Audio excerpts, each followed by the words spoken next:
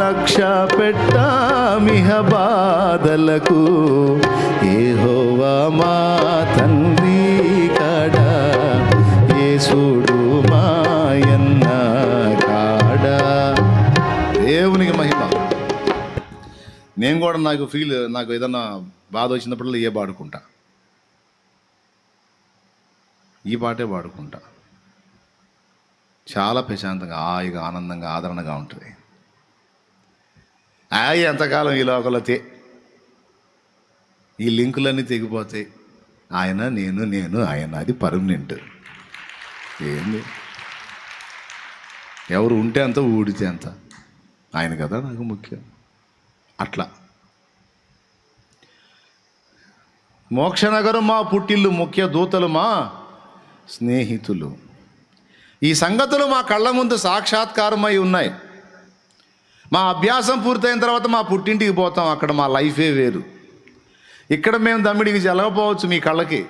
ఇప్పుడు ఇక్కడ మేము బేకారోళమై ఉండొచ్చు, అప్పుల పాలై ఉండొచ్చు, ఆర్థిక సమస్యలో ఉండొచ్చు, వస్త్రహీనతలో ఉండొచ్చు, సరైన నివాసం లేకుండా ఉండొచ్చు. ఇదంతా మాకు ట్రైనింగ్ పీరియడ్.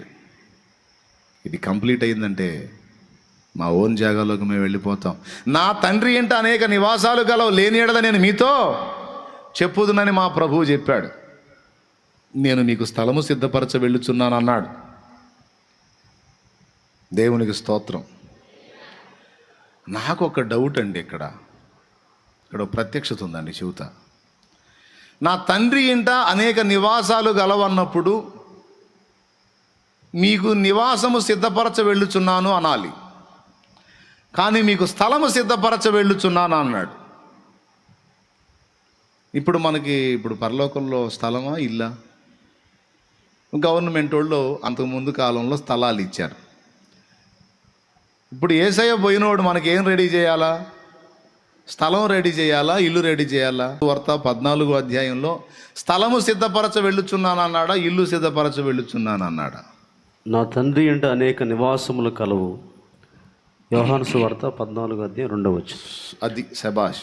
లేని ఎడల మీతో చెప్పుదును, మీకు స్థలము సిద్ధపరచ వెళ్ళుచున్నాను. అక్కడ పట్టుకున్నా నేను పాయింట్. అనేక నివాసాలు అన్నాడు, మీకు ఒక నివాసాన్ని సిద్ధపరుస్తాను అనాలి, లేకపోతే కనీసం ఒక గదినన్నా సిద్ధపరుస్తాను అనాలి. ఇప్పుడు ఇంట్లో మనకి ప్లేస్ ఏర్పాటు చేశాడు అనుకో, అది ఇల్లు అయింది, గది అయింది. స్థలం ఎట్ట అయింది? స్థలం అంటే ఖాళీ ల్యాండ్, ఎంటీ ల్యాండ్. మీకు స్థలము సిద్ధపరచ వెళ్ళుచున్నాను. ఏం దేశయ్యా, మేమేదో బిల్డింగులు ఊహించుకుంటుంటే, రాజభవంతులు ఊహించుకుంటే నువ్వేది జస్ట్ స్థలం సిద్ధపరచ వెళ్ళుచున్నాను అన్నావు. ఇల్లు కట్టవా? ఎందుకు కట్టనో కడతాను. కానీ వినండి, ప్రతి మాటలో యేసయ్య మాట్లాడాడంటే చాలా లెక్కగట్టి మాట్లాడినట్టు ఉంటుంది. తిక్కలుగా మాట్లాడు, చదివితే మామూలుగా ఉండదు మ్యాటరు. మీకు స్థలము సిద్ధపరచ వెళ్ళుచున్నాను అంటే ప్రస్తుతానికి నేను వెళ్ళి ఎంటీ ల్యాండ్ లైన్లో పెడతాను. ఇక భూమి మీద నుండి మీరు పంపేటువంటి సరకులను బట్టి మీ ఇల్లు అక్కడ నిర్మాణం అయింది. దేవునికి మహిమ కలుగును గాక. ఇప్పుడు నువ్వు పరలోకంలో కొద్ది స్థాయి గృహంలో ఉండగోరుతావా? నువ్వు ఇక్కడ నుంచి ఏమేమి సరుకు పంపిస్తావో ఆ సరుకుతోనే అక్కడ కడతాడు. అది ఇప్పుడు పాయింట్. అందుకే భూమి మీద మీ కొరకు ధనము కూర్చుకొనవద్దు. ఇక్కడ దొంగ కన్నము వేసి దొంగిలిస్తాడు, చిమ్మెట తుప్పు తినేస్తాయి. పరలోకంలో మీ కొరకు ధనము కూర్చుకోండి అన్నాడు. పరలోకంలో కూడా ధనం ఉంటుందా? పరలోకంలో ధనవంతులు కావాలన్నాడు. అంటే పరలోకంలో ధనవంతులు బీదవారు కూడా ఉంటారా? ఎందుకుండరు? ఇక్కడ ఉన్న తన సమస్తాన్ని దేవుని నిమిత్తం, పరిశుద్ధుల నిమిత్తం, పరిచర్య నిమిత్తం త్యాగం చేసిన వాడు పరలోకంలో ధనవంతుడు అవుతాడు. తనకిచ్చిన జ్ఞానము, టాలెంటు, సామర్థ్యతలు, తనకిచ్చిన ఆయుష్కాలము, తనకిచ్చిన యవన బలము దేవుని కోసం వెచ్చించి దైవ చిత్తాన్ని నెరవేర్చిన వాడు పరలోకమందు ధనవంతుడు అవుతాడు. ఇలా అంకితం అయిపోయి సమస్తాన్ని దేవుని కోసం అంకితం చేసి బతికినోళ్లను అయ్యగారు, అమ్మగారు ఆదివారం చర్చికి రావటమే గగనం. చర్చికి రావటమే గగనం. ఇట్లాంటి వాళ్ళకి పక్క బిల్డింగ్లు ఉంటాయా? చర్చికి రావటమే గగనమై ఇంకా దేవుని కోసం ఏమీ బతకనటువంటి బతుకులు, బాప్తీసం ఎందుకు పొందామంటే నేను పరలోకం పోవటానికి. అంతే. నువ్వను నీ కుటుంబం తప్ప ఇంకా మిగిలిన వాళ్ళకి చెప్పంటే మనం చెప్పిన వాళ్ళు వింటారా, మారిసేస్తారా? వాళ్ళు వినరు, మారిసావరు. అందుకే నేను చెప్పను అంటారు కొంతమంది. ఇది మరి దారుణం. ఇట్లాంటి వాడికి మరి పెద్ద వజ్రాలతో బిల్డింగ్ కట్టాలా? ఏం పోటు పొడిచాడని, ఏం పోటు పొడిచిందని. అందుకే నేను స్థలం సిద్ధపరుస్తాను, నువ్వేం సరుకు పంపిస్తావో ఆ సరుకుతో ఇల్లు ఉంటుంది నీకు, నీ ఇష్టం. గుర్తు రాసుకో. నేను పంపించే సరుకే, ఇక్కడ నుంచి పంపించే సరుకే అక్కడ నా నివాసం అని. పర్మనెంట్ నివాసం అదే మళ్ళీ. అందుకే ఇక్కడ నుంచి సరుకు పంపించాలి అక్కడికి. ఇక్కడ నువ్వు చేసే త్యాగమును బట్టి అక్కడ ఉంటుంది. కొంతమంది ఇక్కడ బిల్డింగ్ మీద బిల్డింగ్ వేసి అప్పుడప్పుడు ఎవరు లేనప్పుడు రోడ్డు మీదకి వచ్చి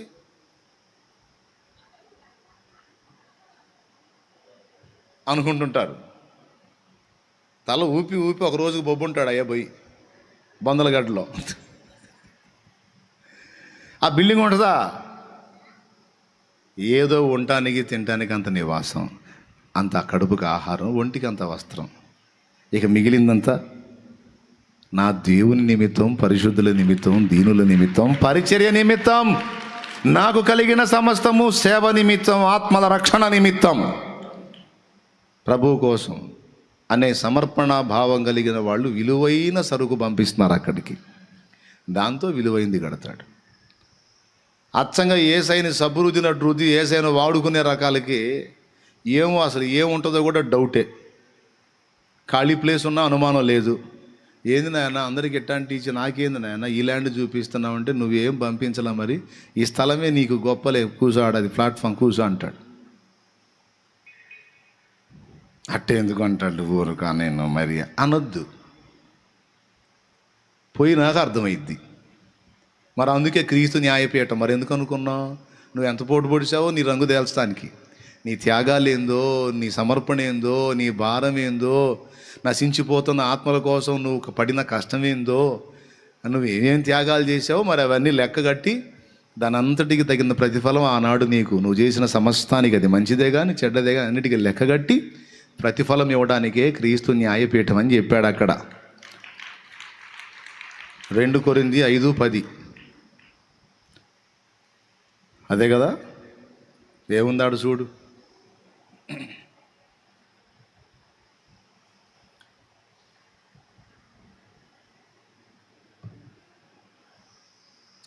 ఎందుకనగా తాను జరిగించిన క్రియల చొప్పున అవి మంచివైనను సరే చెడ్డవైనను సరే దేహముతో జరిగించిన వాటి ఫలమును ప్రతివాడును పొందునట్లు మనమందరమును క్రీస్తు న్యాయపీఠం ఎదుట ప్రత్యక్షముగా వలయును.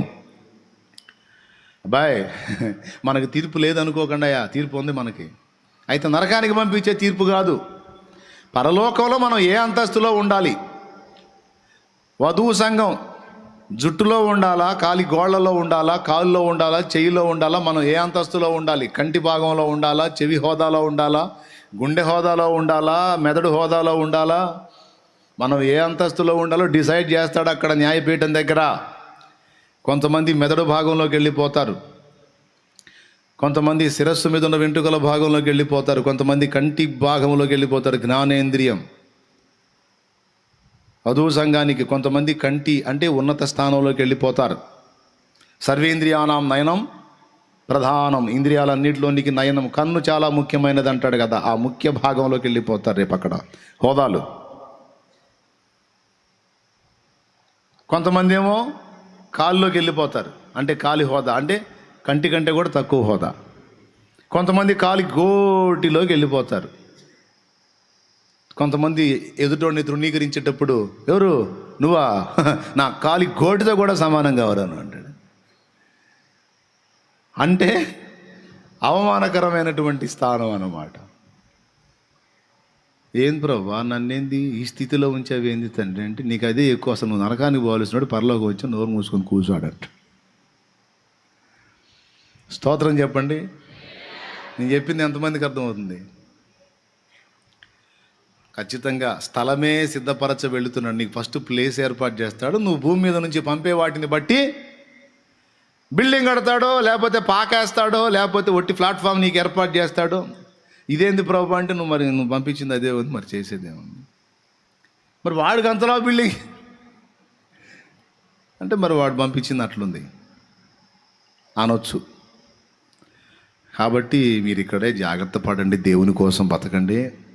మీకు ఇచ్చిన జ్ఞానం, సామర్థ్యం, యవన బలం, తెలివితేటలు, డబ్బు, ఏవేవైతే దేవుడు నీకు కృప చూపాడో అవి నీ కోసం వాడుకో, తప్పు లేదు. కానీ మిగిలింది శ్రేష్ఠ భాగం అంతా దేవుని కోసం వాడటానికి ప్రయత్నం చేయండి.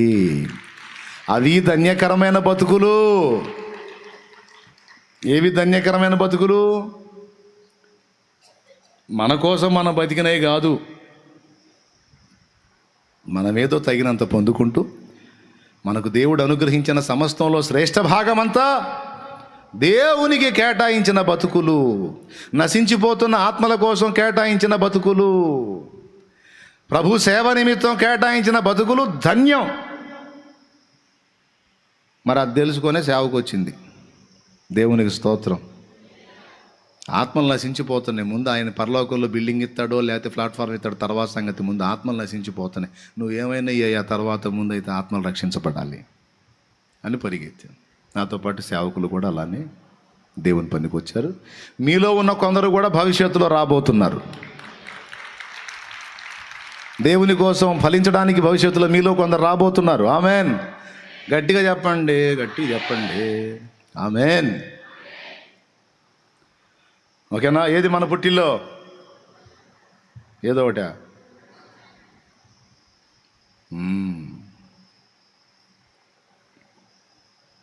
దుబాయ్ పోయినోడు ఇండియాకి డబ్బులు పంపిస్తే వాళ్ళు బిల్డింగ్ కడతా ఉంటారు.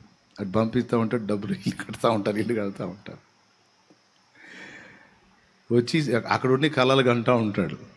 మీకు తెలుసుగా అండి, దుబాయ్ పోయిన వాళ్ళు డబ్బులు పంపిస్తారుగా. ఇండియాకి పంపించినప్పుడు ఆ డబ్బులు తీసుకొని ఇల్లు కడుతున్నామని ఇల్లు కడతా ఉంటారు. అట్టుంది ఎట్టుందని చెబుతూ ఉంటారు. వచ్చి చూసుకుంటాడు అన్నమాట. చూసుకొని సంతోషపడేవాడు సంతోషపడతాడు, బాధపడేవాడు బాధపడతాడు. నేను అన్ని డబ్బులు పంపిస్తే ఈ కొంపేంది ఎలా ఉంది?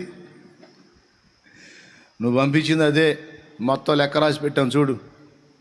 నువ్వు ఇట్టు అడుగుతావని మాకు తెలుసు. ఇదిగో దీనికి ఇంత అయింది, సిమెంట్కి ఇంత అయింది, ఐరన్కి ఇంత అయింది, కాంక్రీట్ అది కంకరకి ఇంత అయింది, ఇటుకలకి ఇంత అయింది, ఇదిగో కూలీలకి ఇంత అయింది, మేస్త్రీలకి ఇంత అయింది అని మొత్తం లిస్ట్ రాసి పెట్టి నేను పంపించిన దానికి ఇట్ట తయారైంది అన్నమాట. మరి అదే వచ్చింది. అట్లాగే మీ పుట్టింటికి డబ్బు పంపిస్తున్నావు. ఇప్పుడు నువ్వు పంపించే డబ్బును బట్టి బిల్డింగ్ రెడీ అయింది. జాగ్రత్త పడదామా? దేవుడు మనకిచ్చిన జ్ఞానంలో శ్రేష్ఠ భాగం ఎవరికి? నోరెడిపోయిందండి, ఏం మాట్లాడలేదండి. యేసయ్యకి, దేవుని పనికి, ఆత్మల రక్షణకి దేవుడు మనకిచ్చిన యవన బలం దేనికి? దేవునికి. శ్రేష్ఠ భాగం దేవునిది. దేవుడు మనకిచ్చిన సమృద్ధిలో శ్రేష్ఠ భాగం ఎవరికి? దేవుడికే అంటారు హీరో. అంటే నాకొద్దులే, మీకు దండం పెడతా, మీ డబ్బులకో దండం, మీకో దండం. దేవుని పనికి, దేవుని నామ మహిమకి, ఆత్మల రక్షణ కొరకై కష్టపడి కూలి చేసి డబ్బులు సంపాదించి సత్యదర్శనం పుస్తకాలు కొని పంచుతున్నాడు ఒక పెద్ద ఆయన. మొన్న మన జాలాది బిడ్డలు వెళ్ళారు.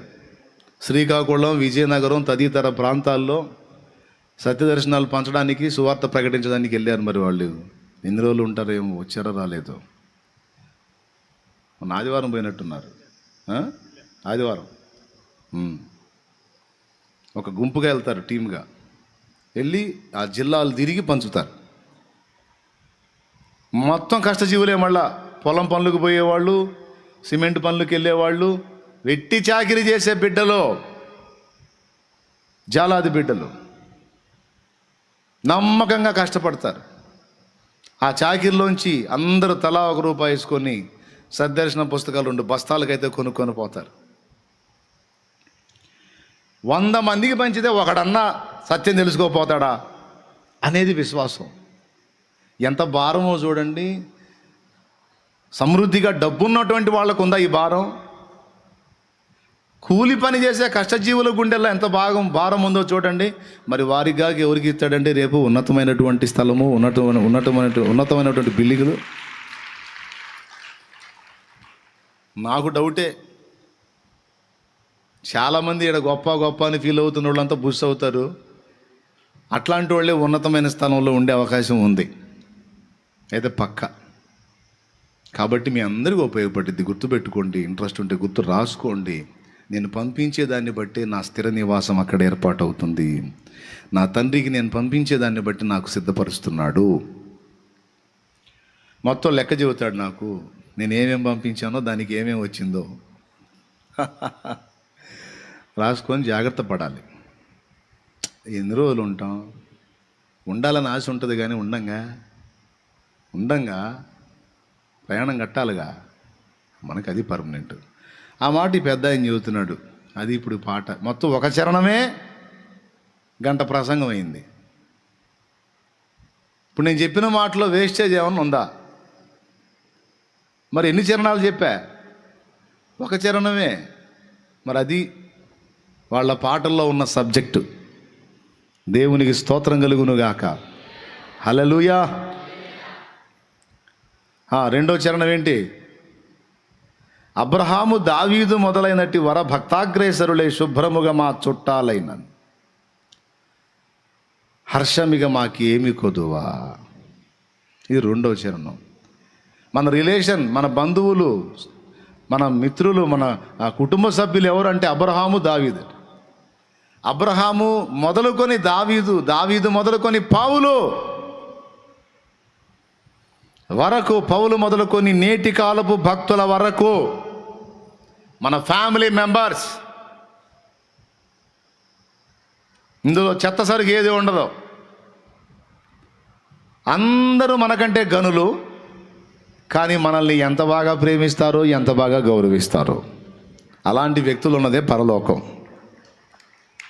అబ్రహాము దావీదు మొదలై నటి వర భక్తాగ్రేసరులే శుభ్రముగా మా చుట్టాలైనన్ హర్షమిక మాకేమి కొదువ. ఇలాంటి గొప్ప గొప్ప వ్యక్తులు మాకు బంధువులు సార్. ప్రపంచంలో ఈరోజు అందరికంటే ఎక్కువ అబ్రహాం సంతానం అని మీకు తెలుసా? ముస్లింలు ఎవరు చెప్పండి? ముస్లింలు ఎవరు? హాగరుకు పుట్టినవాళ్ళు అబ్రహాం సంతానం. ఇశ్రాయేలీలు ఎవరు? అవునా? క్రైస్తవులు ఎవరు? విశ్వాసమును బట్టి యేసు ద్వారా రక్షింపబడిన వాళ్ళంతా విశ్వాసమును బట్టి అబ్రహాము కుమారులే. ఇప్పుడు చెప్పండి, ప్రపంచంలో మొదటి జనాభా అత్యధికంగా ఉన్న జనాభా నంబర్ 1లోకి వచ్చేది క్రైస్తవ జనాభా అయితే, నంబర్ 2లో వచ్చే జనాభా ఏది? ఎవరు?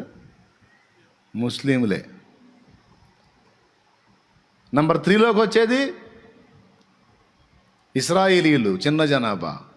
అయితే ఇప్పుడు అత్యధిక జనాభా క్రైస్తవులు, తర్వాత ముస్లింలు, మూడవది ఇశ్రాయేలీలు. మొత్తం కలిపితే, అందరినీ కలిపితే భూమి మీద ఉన్న అన్ని జనాల కంటే కూడా వీళ్ళు ఎక్కువ. మొత్తం కలిపి అబ్రహాం సంతానం. చెప్పండి, ఇప్పుడు అబ్రహాం సామాన్యుడా? అట్టంటోడు మన చుట్టం. దేవునికి స్తోత్రం. యేసు ప్రభుని నమ్ముకున్నానని మా ఇంటికి ఎవరు రావట్లేదన్నయ్యా అని ఖర్చు పెట్టుకొని అని అడుగుతారు. లాగి నెత్తి మీద ఒకటి కొట్టాలనిపించింది. సోది మొహం దానా. ఎవరు రాలేదని ఏడుతున్నా, దరిద్రం పోయిందని ఆనందపడు. దేవునికి స్తోత్రం. ఎందుకోళ్ళు పనికి మాలినోళ్ళు? ఎందుకోళ్ళు? నువ్వు యేసు ప్రభుని నమ్ముకొని పరలోకం పోవటం ఇష్టం లేదు వాళ్ళకి, అందుకే రావట్లా. చేతనైతే వాళ్ళకి దేవుని ప్రేమ చూపించి వాళ్ళని కూడా రక్షించడానికి ట్రై చేయి. అంతేగాని వాళ్ళు రాలేదని ఆడవద్దు. చుట్టాలందరూ వదిలేశారు, సొంత వాళ్ళందరూ దూరం అయిపోయారు, వాళ్ళు వదిలేశారు, వీళ్ళు వదిలేశారని ఆడవద్దు. అసలు నీ బంధువుల సంఖ్య నీకు తెలుసా? ప్రపంచంలో అత్యధిక జనాభా మీ చుట్టాలే. అందరూ విశ్వాసులు. దేవునికి స్తోత్రం. ఈరోజు ఇక్కడ ఎవరో ఒకళ్ళొకళ్ళు పలకరించుకోకపోయినా, ఇప్పుడు పాస్టర్లు కూడా, ఒక పాస్టర్ అంటే ఒక పాస్టర్కి పడదు. అబ్బో ఏం బాధ.